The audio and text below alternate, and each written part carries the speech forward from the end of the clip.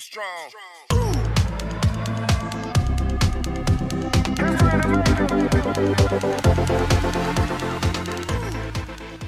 Welcome back, guys. New episode of the Big Phat Podcast, powered by Crossfit Green, fueled by sweat and reset, and supported by Phat Nutrition, Phat Barbell, and Phat Gymnastics.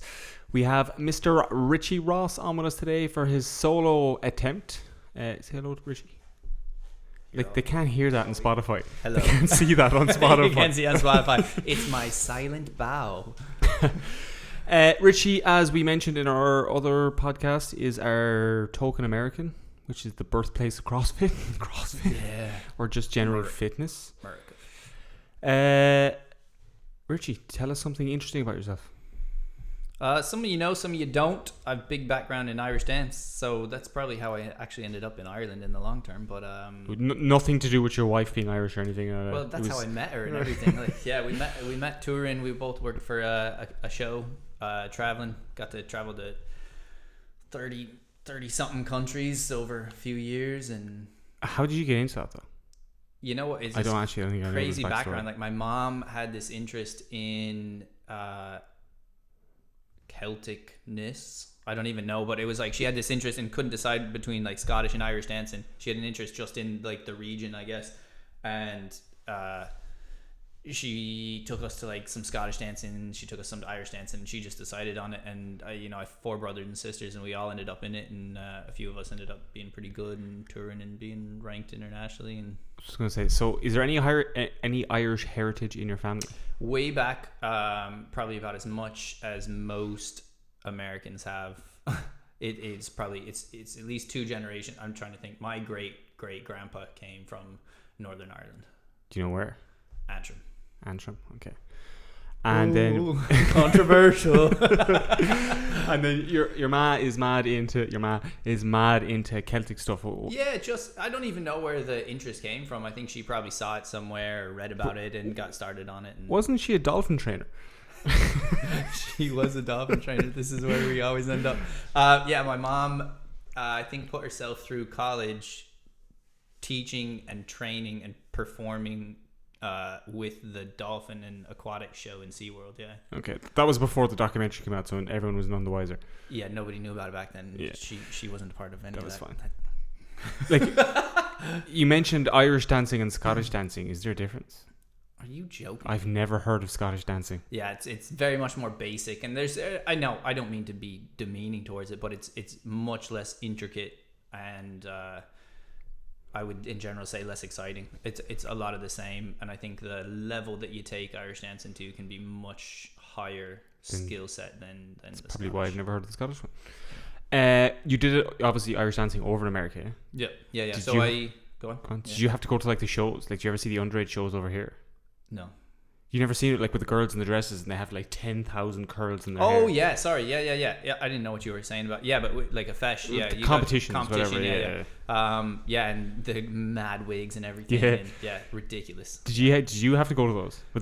Are they like that over there, like they are over here? Yeah, so it's this ridiculous show and the mad dresses and sequins and everything, and every time I had to wear a long wig with I'm joking, but yeah, the girls putting on the wigs with the curls, it's a real show. Like, even before the wigs came out, it was like I have 3 sisters and they would like sit in curlers the night before. And Did all your siblings? How many siblings have you got? I've got 1 brother and 3 sisters, and we all did it. And So actually, my all mom and you dad did it as well. Yeah, They did it as well? They used to call us the Von Ross family.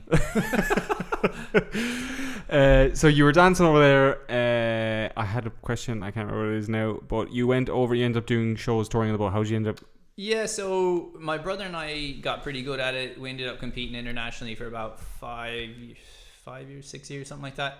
Then kind of the dream was to be on a show and getting paid to do it. So you send in an audition tape, or you go to an audition and you get chosen out of a lineup and then go through rehearsals. And Sorry, my question was, so you born and raised, lived your whole life in Boulder, Colorado, which is where you're just from. outside city. So you did all the initial Irish dancing in that area. Yeah, we would drive. Now it's like very different in the States, where you're willing to drive longer distances, but it would be the equivalent of like driving, like, I can't even think. It'd be like driving from city center in Dublin all the way down to like, I'm trying to think what's an hour away. We used to drive 45-50 minutes at least to get to a dance class in Denver, which is the capital city. Yeah. And we do that. Is Boulder that close? Boulder's 40 minutes from Denver. Yeah. Denver. How big is Colorado as a state? Colorado is about 400 miles wide and about 350 miles tall. That means nothing to me. It's 2.5 times or 3 times the size of Ireland. Okay, so it's big enough. Traveling 45 minutes for Irish classes. When you say you went international for the competitions, yeah, so you travel all over. Like you'd have like regionals, and that you could be driving 1,000 miles to get to. Is it like a CrossFit qualification? You have to do an open dance and then a regional dance. Yeah, so you have to be ranked as a champion first, and then you go to a regional competition, then you go to a national, and then you go to an All Ireland, which would always be here, and then you go to a World Championship, and a World Championship would be in different countries. It could be in the UK, it could be Ireland. It's recently become, I say recently, as long as 10 years ago, been hosted in the States. Okay. So when you say you did your regionals or whatever, that would be done in Colorado basically, yeah? No, regionals would be in like the western half of the state, so anywhere from Colorado west kind of. And then you went All American. Yeah. So nationals again would be a rotating kind of host city. Okay. Did you ever win that? The nationals, no. You won regionals though. Yeah. Okay. And then you still qualify to go international though, to the world. Yeah, so it's like a top percentage go through that, and you can qualify through your region or through your national ranking. Where did you actually go? In the world or in the nationals? In the world. Yeah, best ever was 11th in the world. But where was it hosted like? We've been to Glasgow, we've been to... You've been to a few of them? Oh yeah, went to 4 or 5, I can't even remember now. Went to Ireland, they had them in Philly, they had them... Where in Ireland were you? Philly. We went to. There was one in Dublin, and there was one out west in. I think it's in Clare. What's the big one in Clare called? The big hotel in Clare. West County. No, West County. Yeah. They always host that. That was years ago. That was probably early 18 years ago. I was gonna say early 90s. No, not sure. I'm not that old. What, early 2000s? Oh, sorry. Yeah. Early 2000s. Yeah. You are that old. 90s, yeah. Yes, I am. Yeah.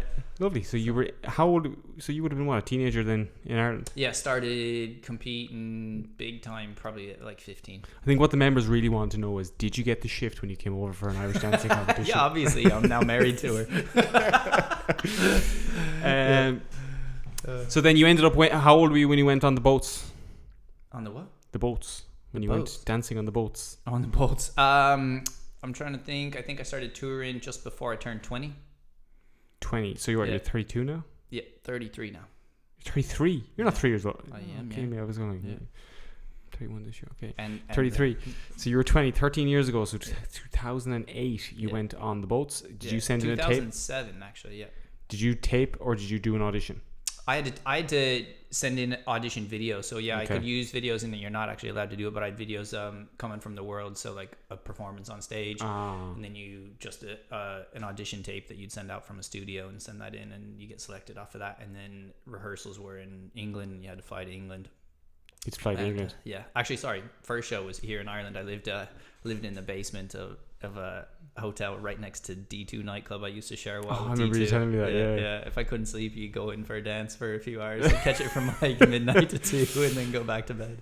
How often were you traveling then when you were doing that? Traveled about 10 months of the year, and you could have a week or two off in between. But you're stuck on the boat, obviously. Yeah, so you'd be like, you could be airplane, bus, train, like all over the place. You could be like, we had some ridiculous travels in South America where we had like 15 flights in 13 days. Really? Plus like traveling to and from airports, to and from gigs, and then getting to and from hotels.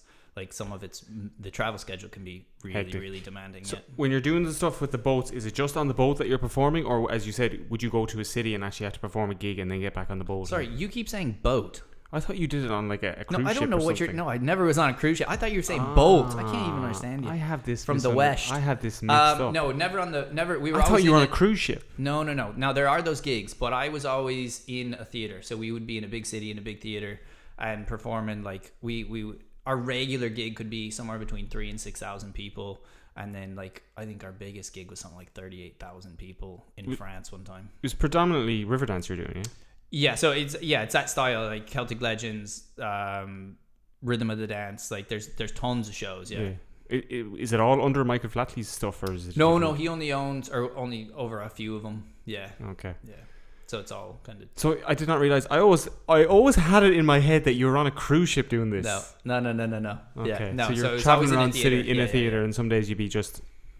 It'd be a manic schedule, so you could be flying, driving to a gig, lining up a gig for an hour or two, a little bit of downtime to eat, stretch, warm up, sleep, read a book, and then gear up for a gig, perform a gig, finish a gig at like sometime between 10 and 11 depending on start time, and then bus to a hotel, and then how many would you how many would you have been in the gig like? We in traveled. the group, We traveled. You could travel with a troupe of somewhere between 15 and 30 dancers, depending on the tour, and then you'd have somewhere between 5 and 6 musicians, and then we'd have a full set of techies and stage and tour manager. And like, what's a full set? How many's in a full set? 50 to 60 people on a tour. On a tour, Jesus, and you're all getting hurled to and from places.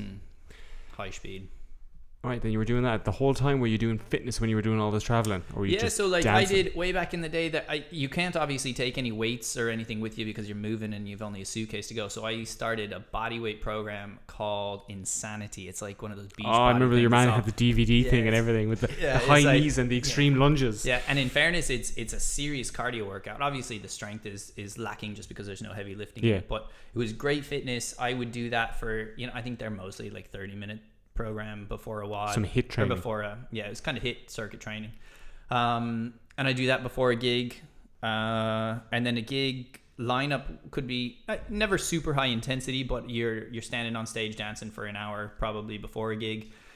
Say like 4 to 5 o'clock, make sure your lighting and your marking and everything is correct, sound and whatnot. And then a gig would be a 2-hour gig. So yeah, lots of physical activity. But remember you saying you used to have to get into ice baths after to bring because sweating down depending your on the stage, it can be pretty intense on the lower body. So you just for a bit of recovery, trying to reduce inflammation and stuff, hopping in and out of ice baths. We used to take a big trash can with us and fill it up with ice. Like, do you ever have any injuries on it? Yeah, loads of injuries. But again, it's repetitive motion injuries generally. There's some trauma stuff where you like break an ankle or like do ligaments or stuff like that, and that's routine but fairly rare. And then it's all repetitive motion injury like stress fractures and overuse injuries like shin splints or muscle strains or tears. Yeah, and it can be fairly regular. How many years were you doing that for? I did it for I think almost 4 years on the road. 4 years on the road, and you obviously met Lisa on the road. Yeah. So I met my wife 2009. I should have told you that Lisa is Richie's wife, by the way. Yeah. Hi. So you met her on tour. Met her on tour. Met her in the UK. Toured a lot in France, South America. I say France, Europe, Western Europe, South America, a little bit in China with her. So got to see plenty of places with her before we packed it in. So I'm saying, like, you would have been 24 so when you stopped. I'm trying to think. You're asking me loads of questions from like 10 years ago. I know, yeah, but you were I think you so. started. I think it would have been about that, yeah. And then how old were you when you and Lisa got engaged? We got engaged the year before we were married, so 2014. No, yeah, 2014. Engaged in 2014, married 2015. Had you been home to Boulder, Colorado for any extended period of time at this point? Yeah. So when we quit the show, I moved home. Trying to think now. Lived at home for a year before I moved to Ireland. So all of 2014, I lived at home.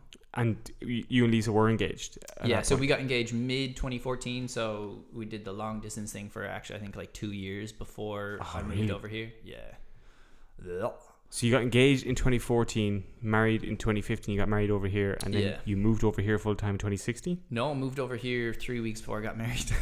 Full time. Yeah. Jesus. Yeah. And then what did your whole family pile over with you for the wedding? Yeah, they came for like a good 2 week stint. Like for as much as my mom loved the Irish culture, she'd never been over here. She'd been to England before, but never to Ireland. Yeah. And came over for like 2 weeks and loved it. And she's like, I'm not fucking leaving. Yeah, not leaving. Yeah, she hasn't been back since. Has she not? No. Yeah, so. Right. So you moved over here. So how long were you doing CrossFit in America then before you came over? I started CrossFit I started it in the beginning of 2013. Beginning of 2013? Yeah. So were you not still on tour at that stage? I started CrossFit punching holes in your story. Yeah, I started CrossFit while we had time off, so we could be anywhere between 2 weeks and 2 months off. So there'd be times where we didn't have a tour booked, so you'd just be at home. So you were saying that about living at home for an extended time is not always like an extended time. You could be touring in Europe, home for 2 weeks, and then touring in South America, and you'd have those short stints. So I think from like January to the end of February or something like that, we were off and started CrossFit as a way to keep fit and keep tipping over. Yeah. I'd say was the gym tiny back then? Started that. Yeah, it wasn't tiny. The gym space was huge, but like the attendance was low. Like CrossFit was still reasonably new, and I don't think a lot of people knew about it. So I think the people who did had kind of a poor impression of it just because of it being called CrossFit and this mad intense different stage. It's a different stage back then. It's evolved an awful lot since then. Yeah, it has, and I think like as much as it's evolved, like I think people have this perception of CrossFit being this massive, mad workouts where everything's super heavy and super fast, and everybody who does it's like super fit and jacked, and it's the most intense thing ever, and there's a super high injury rate and everything. And it's really not that.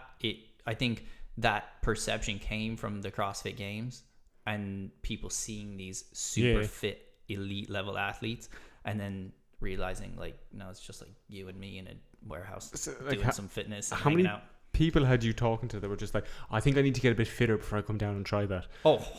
Almost everybody. Like I'd even say that back in the day. Like I brought my brother a few times and he'd be well fit. We would always have been similar body shape, size. He's a little bit bigger and taller than I am, but it was always like, try to bring your friend in. It's like that first day is always horrific, and hopefully you ended up on a good workout that didn't actually smash you.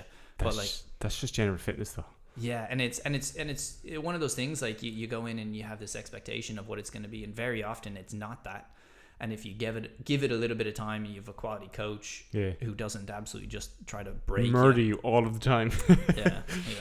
I think as well, like that's kind of been a realization in the last year with the whole lockdown thing, is that it's changed a lot. And the perception of having to be in the gym and having to do these massive heavy lifts and always like progressing and all the rest of this has kind of gotten taken back a little bit, because we haven't had the opportunity to do it. Like, you know, we're lucky enough to be able to be in here doing something like this and be able to have a training session where we can pick up a heavy barbell or hop on a rower, where most people can't do that. And the fitness that you've been doing at home that would be like, you know, circuit training or these like, you know, high intensity classes or body weight workouts, like that insanity program I used to do back in the day, like those kind of things, it still really works to keep you fit and healthy. And I think like we've seen that now. We've gone through 3 lockdowns and we'll see it again now once the gyms reopen this time. But it's like you come through this phase and you see the difference in the people who actually gave their fitness, maybe even their nutrition, a little bit of time and attention across being locked down, and the people who didn't. And the people who did come in, and they may not be as strong as they were, but they could be well as fit. I know I came back after the first lockdown, and aerobically, I was very fit. I took one 24-kilo kettlebell home from the gym, spent 3 months horsing the thing around, and came back well able to move. Yeah. Obviously, my strength numbers suffered a little bit because I hadn't picked up anything heavy.